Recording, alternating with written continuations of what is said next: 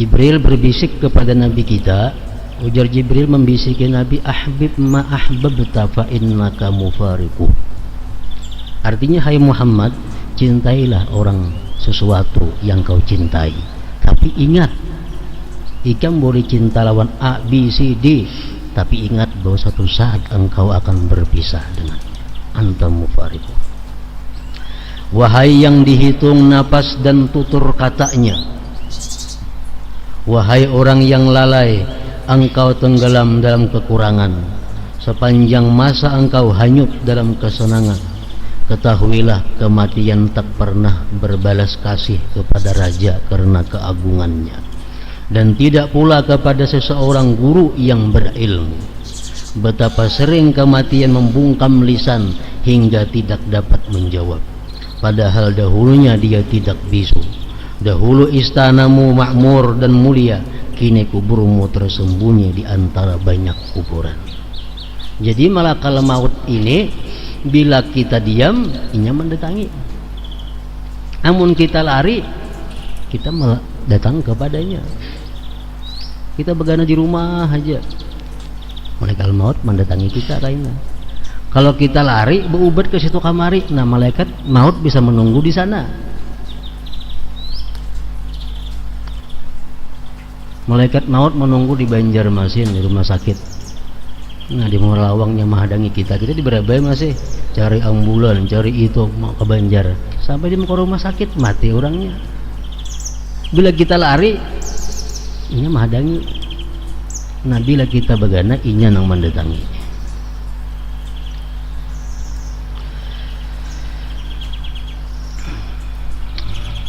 Pada kuburan lain juga ditemukan syair berikut, ya ayyuhan nas kana li amalun qassara bi an bulughihil ajalu falyattaqillah rabbahu rajulun amkanahu fi hayatihil amalu. Wahai manusia, dahulu aku punya cita-cita, tetapi ajal membuatku tak mampu mencapai. Kalau cita-cita nang baik, untung cita-cita menghafal Quran, cita-cita hendak sembahyang tahajud terus, cita-cita hendak sembahyang duha terus, bagus nih tuh. Nang menyakitkan ini cita-cita duniawi nang kada tercapai. Oleh karena itu hendaknya manusia bertakwa kepada Allah, Tuhan yang memberi kekuatan untuk beramal semasa hidupnya. Di antara ucapan hikmah Luqman alaihi salam, jika ada suatu persoalan dan engkau tidak tahu kapan dia akan menjumpaimu, maka bersiap-siaplah untuk menemuinya sebelum dia mengejutkan. Lampu pajah tiap malam, sesuatu hal yang pasti akan terjadi. Kalau kita sudah bersedia perlengkapan, ada lampu tabung, ada lilin, ada pajah lampu, ada abut lagi, kita kuciakan lagi. Nanang sakitnya orang kada bersedia apa-apa, lampu tabung kada maka sudah tahu lampu ini pasti sesaat akan mati kayak ini. Nah jadi Luqman Hakim ini salah seorang anbiya. Menurut sebagian ulama ada yang mengatakan hanya aulia. Jika ada sesuatu persoalan dan engkau tidak tahu kapan dia akan menjumpaimu, maka bersiap-siaplah untuk menemuinya sebelum dia mengejutkanmu. Rasulullah sallallahu alaihi wasallam bersabda, man mata wa huwa ya'lamu an la ilaha illallah dakhala al-jannah. Barang siapa mati dan dia mengetahui bahwa tidak ada Tuhan kecuali Allah, maka ia akan masuk surga. Ini adalah kurang lebih dengan hadis yang mengatakan, man kana akhiru kalamihi la ilaha illallah dakhala al-jannah. Orang yang akhir kalamnya, akhir kata-katanya dalam dunia ini la ilaha illallah, masuk surga. Tapi kalau kata-kata aja kada cukup, mesti diiringi dengan hati. Hadis ini menyempurnakan, man mata wa huwa ya'lam. Siapa mati dan dia meyakini bahwa tidak ada Tuhan selain Allah, dakhala jannah. Jadi artinya kalau kita dalam hati meyakini la ilaha illallah, tapi kada bisa tak ucapkan di mulut la ilaha illallah, kada termasuk. Atau mulut kita mengucapkan la ilaha illallah tapi hati kita kada ingat kepada Allah, kada termasuk juga. Jadi mesti berbaringan. Akhir kalam kita itu la ilaha illallah, hati pun meyakini bahwa tidak ada Tuhan selain Allah. Nah, hanyar itu nang dakhalal jannah, masuk surga.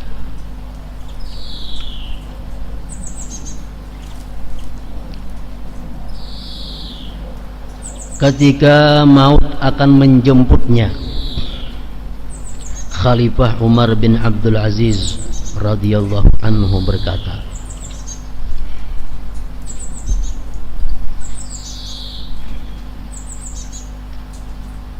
telah engkau perintahkan aku. Beliau mengkhitab kepada Allah, beliau mandiri Allah Ta'ala. Ujar Umar bin Abdul Aziz, telah engkau perintahkan aku, tetapi aku tidak menunaikan perintahmu dengan sempurna. Telah engkau larang aku, tetapi aku melanggar laranganmu. Setelah berkata demikian sebanyak 3 kali, sering ulang, beliau radhiyallahu anhu kemudian berkata, walaupun demikian, la ilaha illallah, tidak ada Tuhan kecuali Allah, dan beliau pun meninggal dunia yang fana. Nah, ini Umar bin Abdul Aziz radhiyallahu anhu. Jadi sesudah beliau mengatakan la ilaha illallah, habis. Nah, ini bujur-bujur warnanya husnul khatimah yang sangat utama. Kalau kita mati mengucap Allah, Allah, Allah, husnul khatimah juga.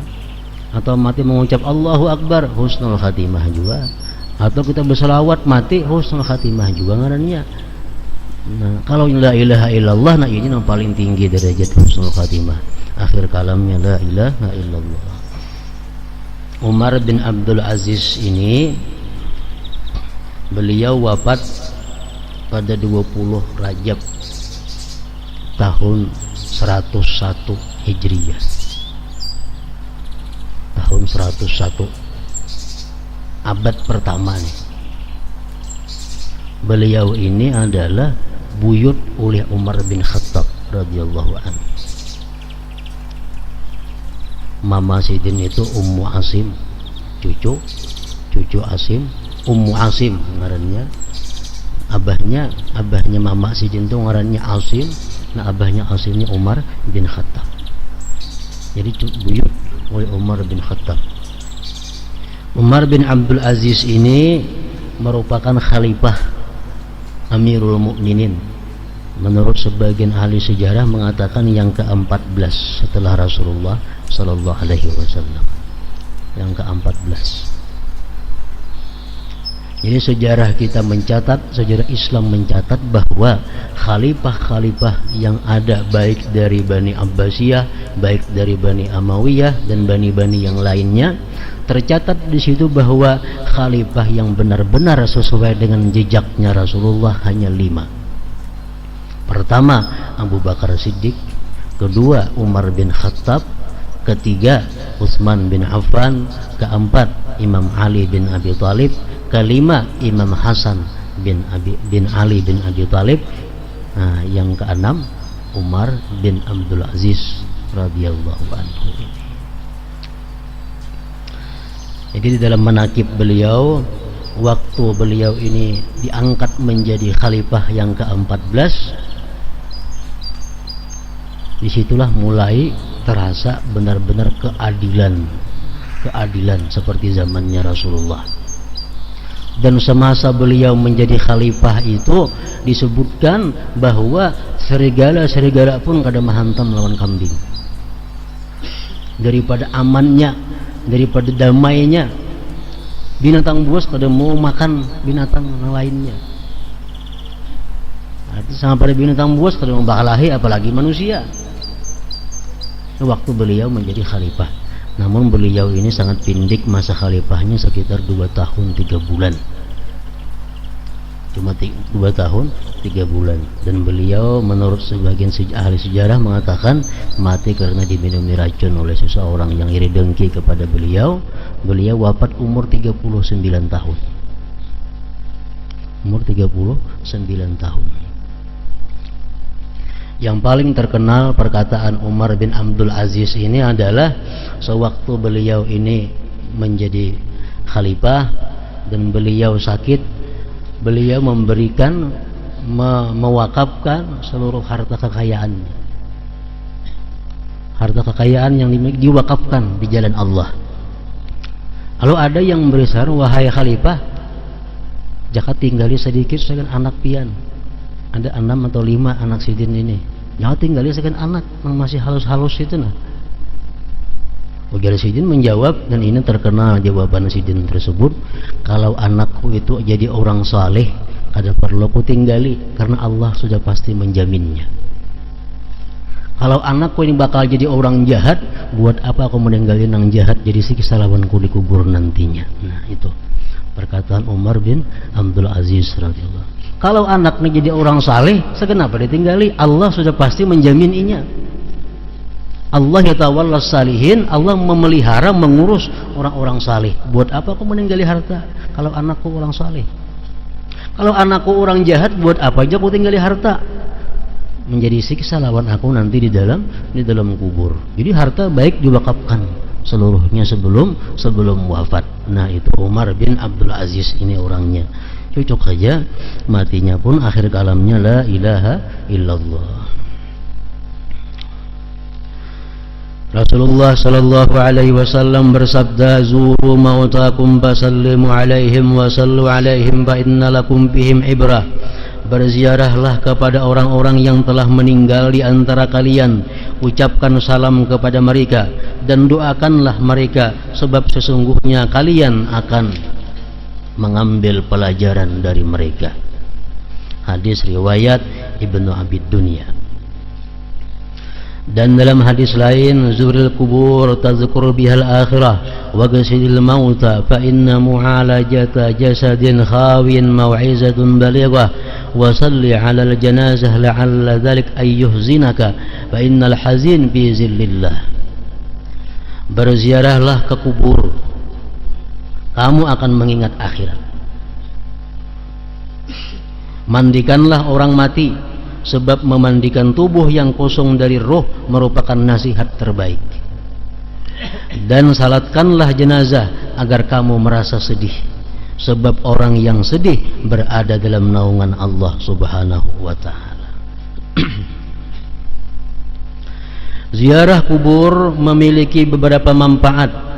Di antaranya, si peziarah dapat mengambil pelajaran dari yang diziarahi, ingat akan keadaan mereka dan menyadari bahwa kubur adalah rumah masa depannya.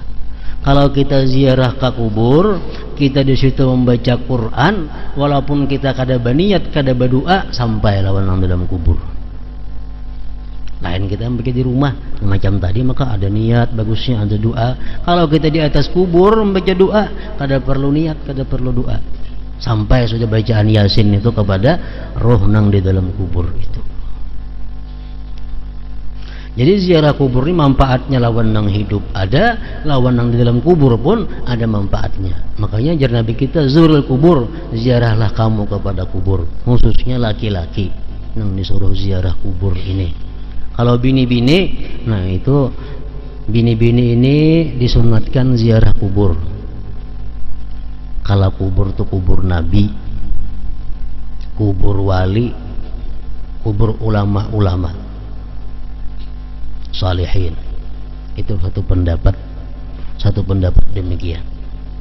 Ada pendapat ulama lagi, perempuan pun boleh juga ziarah ke kubur orang tuanya, ke kubur saudara-saudaranya, boleh juga ziarah perempuan.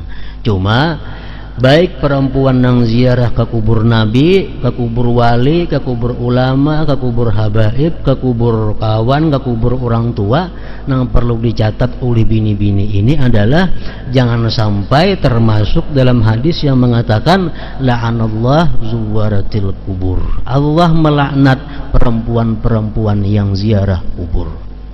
Kalau perempuan yang ziarah kubur dilaknat oleh Allah, nang diziarahi kada dapat napa-napa, nang menziarahi karena laknat.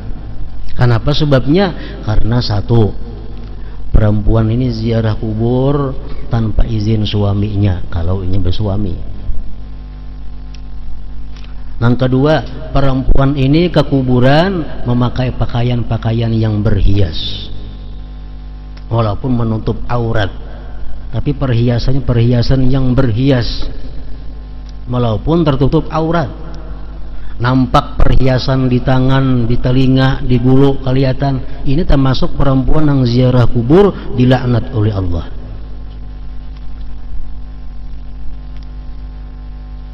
Perempuan-perempuan yang ke kubur memakai minyak harum, minyak wangi di bajunya, di awaknya, sehingga harumnya ini keciuman orang di sampingnya, termasuk perempuan yang dilaknat Allah ziarah kubur. Nah, jadi artinya bini-bini ziarah kubur itu silahkan, catatannya jangan sampai membuka aurat, jangan sampai memakai perhiasan-perhiasan yang kayak tulak ke orang pengantin. Yang ketiga, jangan sampai berharum-haruman yang kaciuman kiri kanan muka belakang. Nah, dan menjaga diri dari hal-hal yang kada baik lainnya. Nah, kalau macam itu, ayo aja ziarah bini-bini ke kubur siapakah? Dapat aja berkahnya, dan di kubur pun dapat manfaatnya.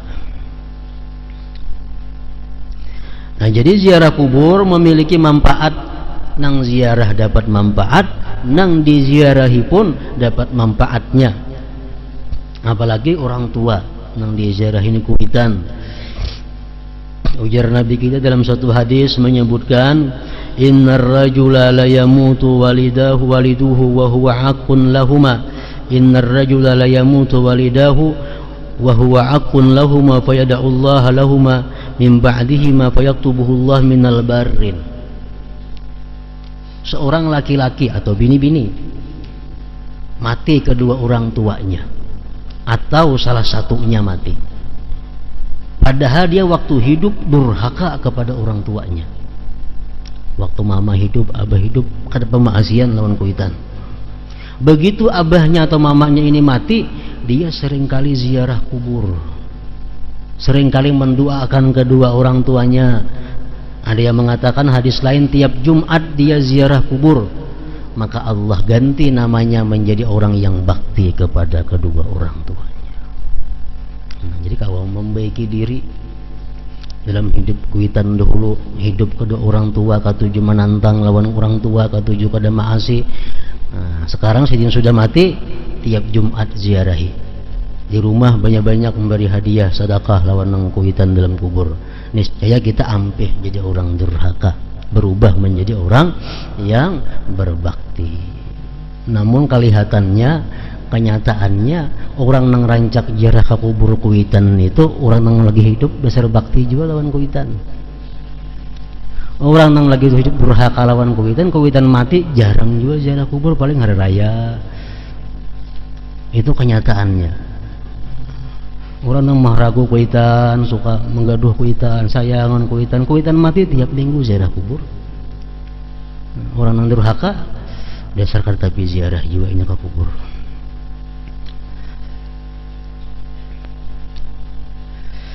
Ketahuilah pada hakikatnya maut adalah perpisahan roh yang memiliki kemampuan untuk mengerti dan memahami dengan jasad. Kita melihat, kita mendengar, kita mempaham, itu karena ada roh. Itu berpisah dengan jasad. Mati merupakan terputusnya kekuasaan ruh atas jasad. Setelah berpisah dengan jasad, ruh tetap kekal sebagaimana dijelaskan dalam berbagai al-akhbar maupun al-athar, dan terbukti melalui berbagai perenungan. Sesungguhnya ruh meninggalkan jasad menuju alam lain.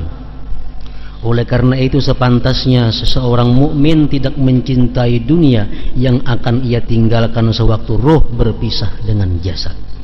Akan tetapi hendaknya dia mencintai sesuatu yang akan selalu menemaninya, yaitu pengetahuan, ma'rifat tentang Allah, merasakan nikmatnya ketaatan, zikir dan doa, merasa khusyuk dan rendah hati, sehingga setelah mati nanti dia dapat menikmati buah amalnya dan tidak merasa sedih karena harus berpisah dengan dunia dan segala perhiasannya.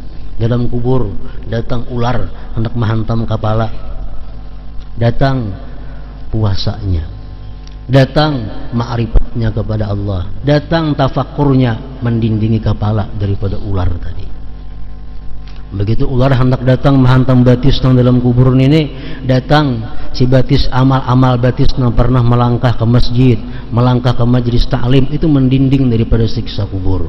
Ular hendak menghantam tangannya, amal-amal di tangan nang pernah bersedekah kepada orang, memberi makan, mendindingi daripada siksa kubur. Setelah mati, roh manusia tidak akan musnah, tetapi berubah keadaannya. Segala hal yang sebelumnya terhijab akan segera tersingkap baginya. Hal ini telah dijelaskan oleh Allah Ta'ala dalam wahyunya. Laqad kunta fi ghaflatin min hadza fakashafna anka ghita'ak. Sesungguhnya dahulu kamu berada dalam keadaan lalai dari hal ini, maka kami bukakan tutupan yang menutupi pandanganmu. Hadis mengatakan bahwa manusia itu adalah annas niyamun, manusia itu tidur semuanya. Kita ini guring. Fa iza matu intabahu. Bila kita mati, hanya kita tabangunan. Inilah yang sebenarnya yang kita hadapi sebenarnya waktu sesudah mati itu. Orang kita guringnya macam-macam mimpi itu, mimpi ini kita guring. Begitu kita mati, apa yang sebenarnya itu yang kita hadapi. Orang nang rumahnya gubuk, miris karena hujan, guringnya guring, bermimpi di istananya. Mana di istana mimpi bermutur macam-macam permaisuri, begitu bangun guring, apa dah gubuk dihadapi. Nah, iza matu intabahu, bila kita mati kita bangun, kita hadapi rumah kita nang sebujurnya, kita hadapi kawan kita nang sebujurnya, kita hadapi semua anak nang sebujurnya nang kenyataannya. Nah, keadaan sesudah mati.